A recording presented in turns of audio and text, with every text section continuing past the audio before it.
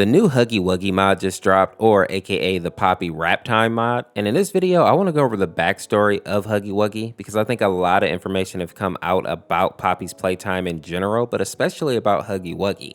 Now, as most of you know, Huggy Wuggy is a toy produced by the Playtime Corporation, and he was actually the antagonist in Chapter 1 in Poppy's Playtime. Now, I wouldn't say that he's the main antagonist of the series, but he's definitely the main antagonist in Chapter 1. Huggy has an interesting backstory because he was created in 1984 by the Playtime Corporation, and he was actually their mascot for a long time because he was an absolute success amongst children. Huggy Wuggy did so well that they even made a female counterpart for him, as you all know as Kissy Missy. Now, at some point in time, for reasons that we are not completely sure of because the game is still being fleshed out, the scientists at this Playtime Corporation basically conducted a bunch of very immoral, highly illegal experiments to basically create the perfect living toy. One of those toys being Huggy Wuggy.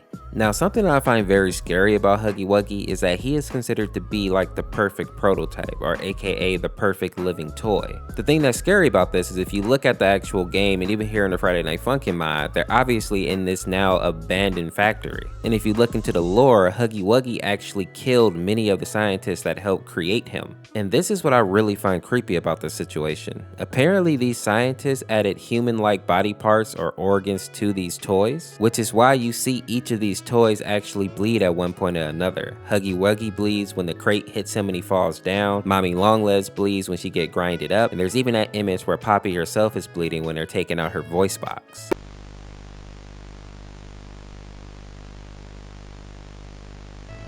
And to add on to this, Huggy Wuggy even has a digestive system. But here's the part that really freaks me out about that, is that he doesn't actually need to eat. So apparently all of the toys have been given some type of digestive system and they need to eat in order to sustain themselves, but Huggy Wuggy is not like them. This means that all the people that he's killing, the fact that he's hunting you down, is not because he's starving or because he's hungry, it's because he just wants the joy of the kill. And in my opinion, that makes him one of the creepiest antagonists in the game so far. This fact also proves that Huggy Wuggy and these other toys are not just animatronics, but something much, much more when you really think about it. I like to bring this point up because a lot of people like to compare Poppy's Playtime to Five Nights at Freddy's. And while there's obviously a lot of similarities and overlap between these two games, this one definitely has its own type of identity and definitely a separation there.